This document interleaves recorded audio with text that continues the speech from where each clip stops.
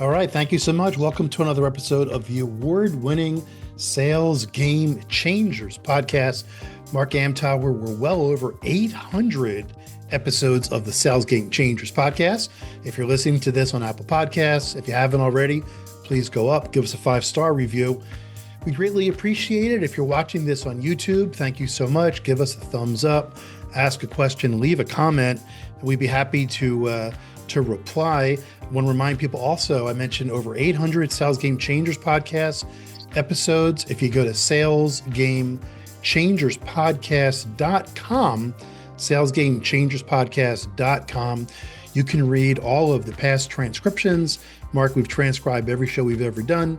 You can listen to every single show we've ever done as well. And I remind people too, feel free to go up to our website, the IEPS. The Institute for Effective Professional Selling is the host and sponsor of this podcast. So today we're going to get really into some topics that are very interesting. We got Mark Amtower here. Mark, if you recognize Mark, he's been on the show before. Mark, I interviewed you before the pandemic, and it was a very well-received episode. You and I have known each other for a long time. As a matter of fact, when I was at Apple Computer, I believe I brought you in to educate some of the leadership about the federal government and how it works. We worked together when you were at Apple, and I believe when you were at Compaq. We were A very name from the past. Yes, and I'm also very fortunate. You were very kind to let me write the foreword to one of your books, the digital version of one of your books. And I remember being at the library doing that writing, I don't know, probably 30 years ago. So it's great to have you here. And we're going to be talking about LinkedIn. And you just published your annual census of feds on LinkedIn. And if anyone here is listening, sells to the federal government, I looked through the census, the guide that you presented, and it's amazing. It's amazing for a couple of reasons. One is I discovered things that I had no idea were on LinkedIn. And you went right to the core, right to the meat to help people selling to the federal government. And it's interesting, Mark, we're doing today's interview in January of 2026. For those of us who sell into any enterprise, let alone public sector, 2025 was a challenging year. It was very, very challenging for those who sell to the federal government because of, things like the effect of DOGE and, of course, the shutdown, layoffs across multiple agencies, and the work that you've done to identify what's on LinkedIn will be of huge value. So first off, just give us a brief introduction to who you are for people who don't know you. Tell us about the guide and where people can get it. And then I asked you to come up with maybe, 10 or 11 things that they will get from the work that you've done. Okay, great. I appreciate it. I started my company 41 years ago. I focus exclusively on marketing to the federal government. So 41 years ago, marketing to the government was a very different beast. So I've had to morph a number of times. And largely, the last 20 years or so, with the advent of social networking, LinkedIn was actually up before Facebook. So I've been on LinkedIn going on 22 years now, in about a week. But that being said, a lot of, my business still focuses on marketing to the feds, but I focus on leveraging LinkedIn to build thought leadership positions in the market, generating content that's germane to your area of subject matter expertise and getting it out there in a findable way. But in order to do that, you need to build an audience. And back in 2011, 2012, I kept hearing from executives that, feds aren't on LinkedIn. Even if they are, they don't use it. So I decided to prove the naysayers wrong. And I did my first census in 2012, and I identified about 750,000 feds on LinkedIn, just going to your usual agencies, the major cabinet departments, independent agencies. From that beginning, And you'll see how I do it as we go through this interview. I've now identified I identified two new sites today. So we're up to 790 company pages for federal departments, agencies, offices, and special operating divisions on LinkedIn. And a company page can provide you some pretty neat stuff. But my census for this year identified 2.7 million feds on LinkedIn, 2.765. Uh, and that was with 788 company pages. And again, I'm up to 790, but we added a grand total of about 5 people with those two other sites. So just to clarify for people, we're using the term company page, and that is LinkedIn's definition of an organizational page. Could be IBM. Now, of course, there's over 700, you mentioned 790 company pages of federal government agencies, sub-organizations, whatever they might be. So I don't want people to get confused when we use the word company. That is LinkedIn's term. But from Right. our definition, it pretty much would be the agency page. Correct. All Yeah. right. And So, yeah, go ahead. no, Sorry. you go, go. I was going to say there's just a lot of information there. Usually people think of these as simply a way to identify the personnel at those agencies, and that's a great reason to use it. But because LinkedIn in December of 25 took away, they have that all filters thing that used to offer you a lot of ways to slice and dice people. They've pretty much obliterated that, and they want you to use an AI search instead. The problem there is they didn't tell anybody that they were doing this, and you had to figure it out on your own. And the functionality is not nearly as good as it was when the all filters had all of the functions in it. So once again, I'm a little pissed at LinkedIn. That happens a lot. It's still the best business tool out there for research and for, advertising who the heck you are and what you do and who you do it for. So one of the things when I went through the guide, the annual census of feds on LinkedIn, is a lot of times when you think about government, it's kind of like a quandary because you think it's like private. There's things that shouldn't be disclosed, but then you also realize a lot of things should be made available because it's public. It's the information should be out there. One of the things we talk a lot about for those entities that sell to the government is things like, now, of course, it's a little tricky now because budgets haven't been approved, et cetera, but all of the information is available. So there's kind of no excuse for selling professionals who aren't finding information. And it's because they're really not doing the research. Now, what you've uncovered here is going to save them a lot of time. I was blown away by how much information there is available by many of these official government, federal government organizations.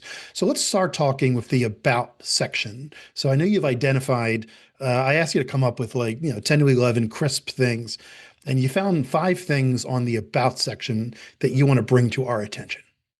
Yeah. First of all, the about section. When you go to a company page, there's the home, the about, the posts, the people, um, employees, and insights. Insights is available if you have a premium account. So on the about side, you've got the overview of the organization itself. Usually, almost always there's a direct link to a website. So you just don't go to U.S. Navy and expect to find everything. You go to Naval X, which is a significant research organization, albeit small, in Navy, and they have their own web page, company page on LinkedIn, and a web page. So on the about section, you also get an accurate employee count, and that's the employee count of their people who are members of LinkedIn. Um, and on the showcase pages, and there's a lot of showcase pages, they don't carry the employee count. So you've got to find them other ways. Oftentimes there'll be a physical location Sometimes, not often in DoD, but always in civilian, uh, you'll have a physical address that goes with this. And occasionally, you'll actually have a phone number if you still pick up the phone and call people. Yeah, Mark. So for people who don't understand, so if you don't mind, can you explain a little bit about federal government organization? So, for example, let's just start. There's Department of Defense, now called Department of War. There's civilian agencies and intel agencies, and then there's departments. Give it like for Navy, for example. There's not just one page on LinkedIn, company page called Department of Navy. Give us a little bit of an understanding of what we might is there 10, 15, 100? You mentioned that you found, as of January at 29th, 790 individual pages for entities within the federal government. Right. So the Department of Navy, oddly enough, is has the most company pages for any federal entity on LinkedIn. At present, I've found 122. Mm. So I mean, it gets really, really granular. Um, there's pages not with many people, but there's pages for several of the SEAL teams on LinkedIn. But more importantly, for most contractors, you're not going to be, selling bullets and guns to SEALs. You're going to be selling technology to various naval units and other supplies. So again, there's 122 of them. It's broken down in largely functional areas because that's how this services break things down. And if you know what to look for, you can just find a lot of information on who they are, what they do. Um, again, the official website, if they have one, so you not only have the LinkedIn information, you can go to their URL and look up the actual website. Between the two, you're going to come up with a lot of intel, no pun intended, on that particular entity. So if you're tasked, we both seen people whose responsibility is BD for the Department of Navy. Well, do they know that there's 120 company pages for entities on LinkedIn? Probably not. Um, Yeah. and if they do, are they looking for all of the information that's available? And the about section is just kind of tip of the iceberg. Yeah. Wow. So 122. So if you're, first of all, it's a great place to research. And we're going to talk now about some of the things that you might find on that page.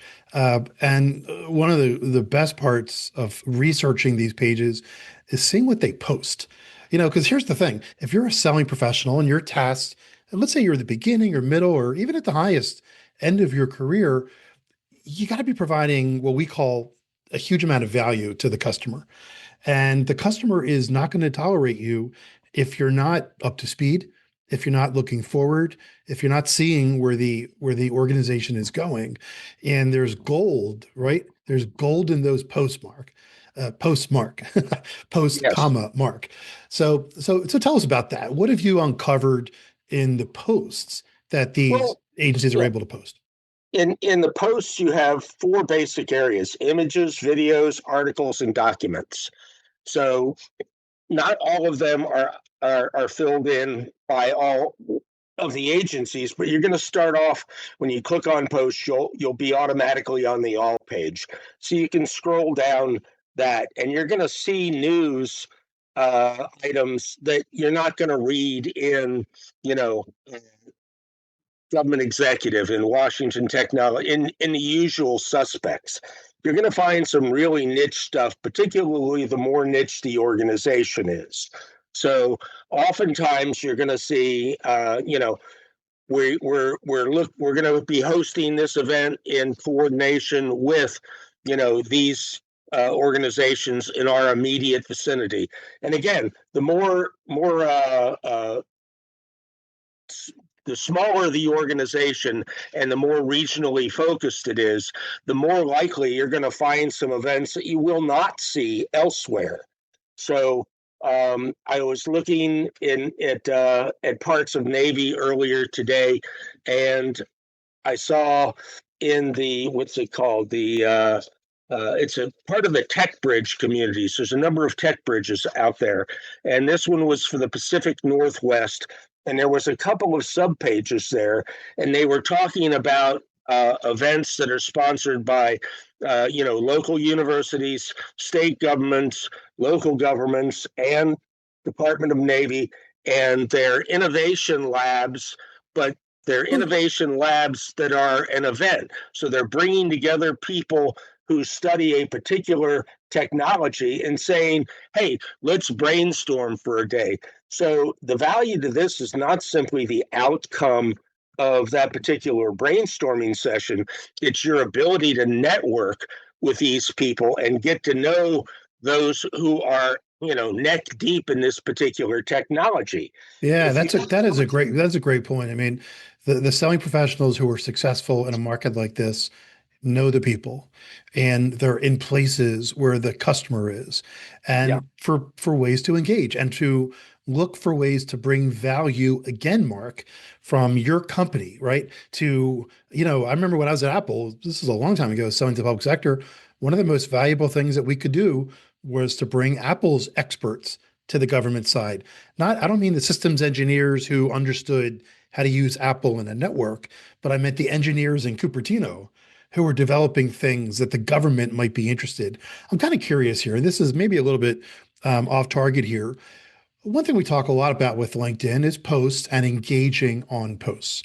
So if I Mhm. see a customer of mine, a VP of sales, who posts, "Hey, I'm excited about this new product offering that we're bringing to the marketplace," I'll always comment like, "Wow, that looks great," or "That's definitely going to help customers." Blah blah blah. What's your advice for people to engage on these posts that the government is posting? Do you want to kind of keep arm's length because you don't want to be seen as too obsequious, or do you just suggest people purview them so that they get these insights?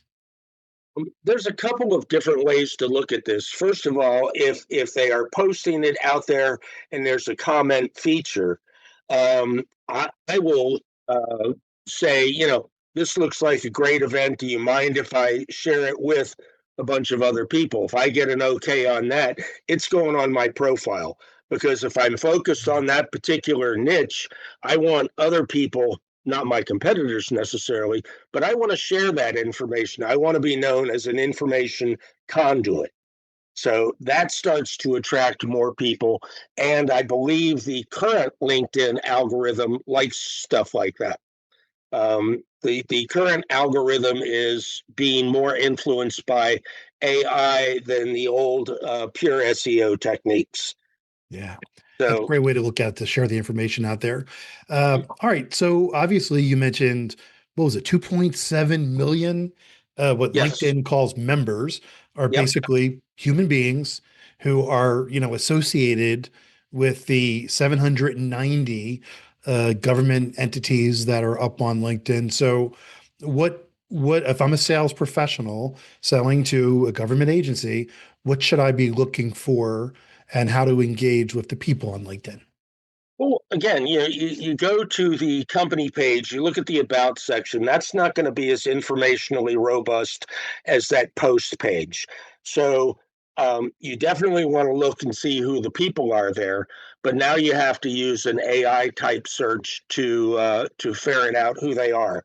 But on the posts, again, images, videos, articles, and documents. I've seen on rare occasion uh, kind of pre-RFI types of requests. Hey, we're looking at these technologies. So Mm. if you're involved in this, please let us know what you're up to. And they'll give you a link. Uh, or they'll say, we're going to host this little event, let us know if you want to attend. And if you pass muster, we'll let you come. They're not just going to let anybody show up at these things. They've got to be a value add contributor. Right. So talk more about if I'm a customer, I'm sorry, if I'm a sales professional targeting the agency, tell us about the human beings, the people, the associated members. Obviously I want to know where they are geographically, like you Mhm. said, because I might want to meet them at events. what are some other things that I should focus on the LinkedIn profile to help me be more successful as a sales professional? Well, in order to find the people you want, the new search capability again is more manual, and they say AI driven. So I'm once you're on a company page, you're on the people part of the company page. The search bar says, "I am looking for." Okay. That's where you start plugging in the job function areas of the people that you want. So if you want program managers, if you want contracting officers, you can plug those in. But you can also plug in specific technology areas like AI, which is obviously huge now. So there anybody with AI in their job title will show up in that particular search. So being un, understanding that that capability is still there, albeit in a new form. So on when it was all filters, you could just scroll down to the bottom and it would say, you know, first name, last name, job title. And you could, if you knew somebody was in there, you could search by their name. Uh, but that job title function was always where I went to first.